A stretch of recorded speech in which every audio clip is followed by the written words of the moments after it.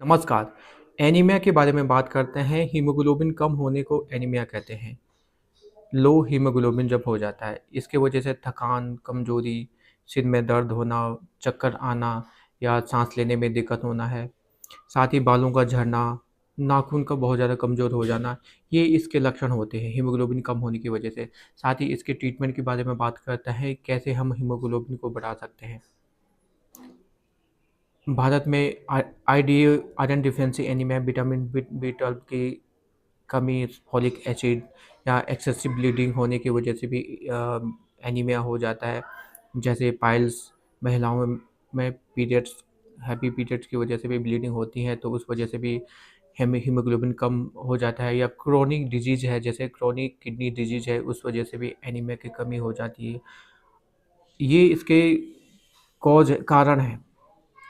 अब बात करते हैं कि ट्रीटमेंट की। ट्रीटमेंट को कैसे हम बिना ट्रांसफ्यूज़न के भी हीमोग्लोबिन को बढ़ा सकते हैं कुछ ही दिनों में। उसके लिए कुछ आसान तरीके हैं जिसको हम अप्लाई कर सकते हैं और अपना हीमोग्लोबिन बढ़ा सकते हैं। सबसे पहले बात करते हैं चुकंदर की, जिसको बीट रूट्स भी कहते हैं। ये रेड ब्लड सेल को बढ़ाने का काम करता है। इसमें आयरन है, विटामिन सी है, पोटेशियम है, साथ ही फाइबर है। इसको हम सैलेड के रूप में या जूस के रूप में ले सकते हैं। अगर जिसको हीमोग्लोबिन बढ़ाना है, तो उसको जूस के रूप में सुबह-शाम ले सकते हैं। साथ ही इसके बाद बात करते हैं अनार की। अनार में विटामिन सी होता है, आयरन होता है, इन पे एंटीऑक्सीडेंट होता है। एंटीऑक्सीडेंट की वजह से ये हमारे ब्लड सर्कुलेशन को बढ़ाता है। साथ ही हमारी ब्लड सर्कुलेशन बढ़ता है और इसका प्रयोग अनार के दाने के रूप में भी कर सकते हैं या जूस के रूप में भी ले सकते हैं।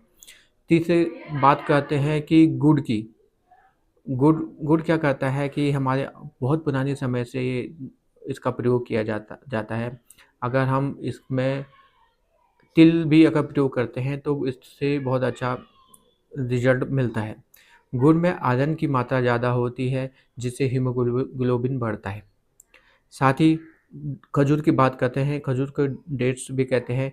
खजूर में क्या होता है कि आयरन भरपूर मात्रा होता है, शुगर होता है, एंटीऑक्सीडेंट होता है, जिससे हमारी हीमोग्लोबिन बढ़ जाता है। इसको 2 से 4 खजूर सुबह ले सकते हैं या सुबह-शाम इसका प्रयोग कर सकते हैं। इसके बारे में बात करते हैं हरी पत्तेदार सब्ज़ी। हरी पत्तेदार सब्ज़ियाँ भी हीमोग्लोबिन बढ़ाने का काम करती है, जिसमें बहुत सारा आयरन होता है, तो इसका प्रयोग भी हम कर सकते हैं।